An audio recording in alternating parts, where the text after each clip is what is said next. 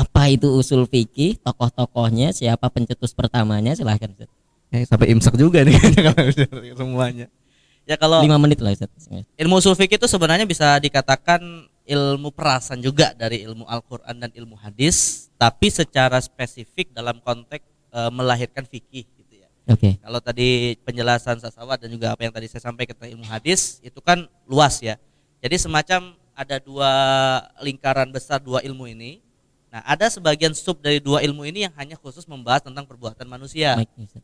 Ada dua lingkup atau ada dua spesifikasi atau ada dua sub dari dua ilmu Al-Qur'an dan ilmu hadis ini yang diambil oleh atau yang terkait dengan perbuatan manusia. Nah, dua ilmu itulah yang kemudian menjadi dasar pokok juga lahirnya ilmu usul fikih gitu ya. Nah, maka Imam Ghazali dalam kitab Al-Mustasfa min Ilmi Usul, dan ini merupakan salah satu dari 4 kitab utama dalam ilmu usul fikih dibanding. Dan Imam Ghazali itu Pak jangan kita kenal cuman karomat-karomatnya aja ya.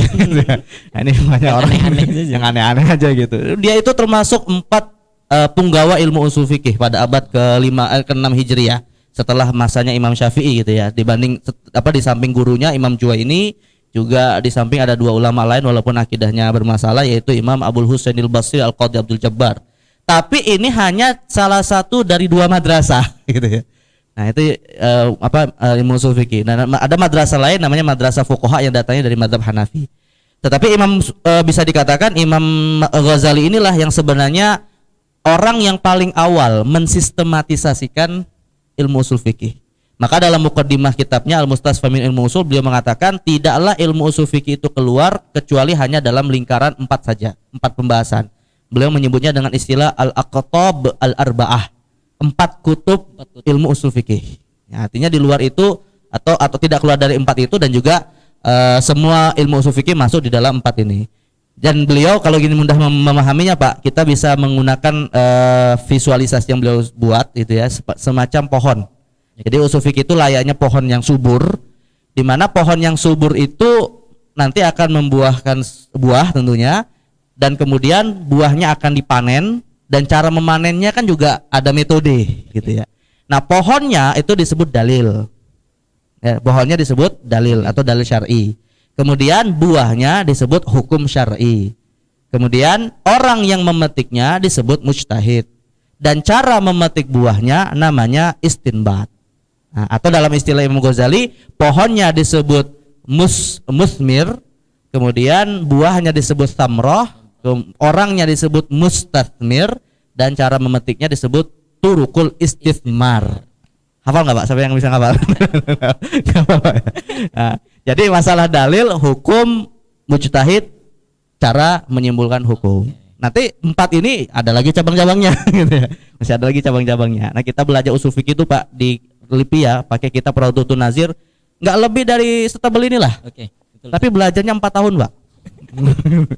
Dan ini nggak selesai, nggak selesai Pak, karena banyak babnya juga yang kemudian bab pertamanya nggak dipelajari ya. Nah, ini usul fikih kitab setebis ini kemudian dipelajari dalam 4 tahun. Tetapi per paragrafnya itu bisa melahirkan banyak kaidah-kaidah. Makanya saya pernah mendengar ada seorang, kalau nggak salah ya, termasuk gurunya Ustadz Sarwar yang jaga saya, yaitu Said Agil Munawar, Ustadz Said Agil Munawar. Beliau mengatakan begini, dia terkejut Pak, ketika ada orang Indonesia yang bisa menerjemahkan kitab Imam Syafi'i Ar-Risalah.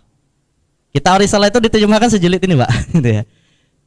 Beliau tuh herannya begini, emang ada ya bisa menerjemahkan ke bahasa Indonesia gitu ya kitab tersebut. Karena setiap paragraf dari apa yang disusun oleh Imam Syafi'i itu nanti bisa menjadi, kalau istilahnya Said Agil Munawar, itu bisa menjadi judul disertasi tersendiri. Satu tema itu Pak bisa jadi disertasi dari satu paragrafnya karya Imam Asy-Syafi'i. Satu contoh misalnya Pak, membahas huruf ba dalam Al-Qur'an. Itu pembahasan usul fikih. Ya, huruf ba dalam Al-Qur'an itu kan banyak maknanya gitu ya. Bisa maknanya misalnya mengusap kepala ketika kita berwudu ya, wamsahu biru'usikum. Ketika Allah menyebutkan faghsilu wujuhakum, Allah tidak menggunakan huruf ba di situ. Maka kemudian semua ulama sepakat yang namanya membasuh wajah kan harus semuanya gitu ya. Tapi ketika mengusap kepala Allah menggunakan kata ba, di sini lahir perdebatan para ulama. Ya, mazhab Maliki mengatakan li taukid untuk penegasan, maka semuanya harus diusap. Mazhab Syafi'i mengatakan li tab'id, sebagian, maka rukunnya hanya sebagian saja. Ini huruf ba aja sudah dikaji seperti itu, Pak. Belum huruf ba dalam ayat yang lain.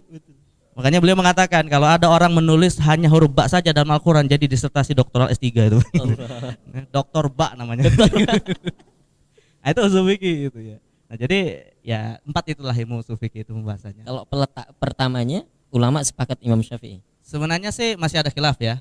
Tapi khusus dari kalangan 4 mazhab rata-rata sepakat kata Imam Al-Amidi semuanya ijma yang meletakkan pertama kali atau yang menyusun ilmu usul fikih pertama kali adalah Imam Syafi'i. Tapi ya kadang adalah yang namanya fanatisme mazhab gitu ya. Oke. Kayak misalnya mazhab Hanafi itu mengatakan yang pertama menciptakan Imam Abu Yusuf gitu ya. Malah nanti dari kalangan Syiah itu mengatakan yang pertama menciptakan Muhammad Al-Baqir gitu, atau Ja'far As-Shadiq. Tapi sih rata-rata yang belajar usul fikih secara pakem itu semuanya mengatakan Imam Syafi'i sebagai peletak utama. Termasuk ilmu mustalahul hadis yang tadi sempat disinggung. Karena ilmu usul fikih juga sangat erat kaitannya dengan ilmu hadis. Nah, seperti itu. Masya Allah Pak. Sudah agak tercerahkan ya Pak ya? Atau semakin dalam nih kebingungannya nih? Belenek.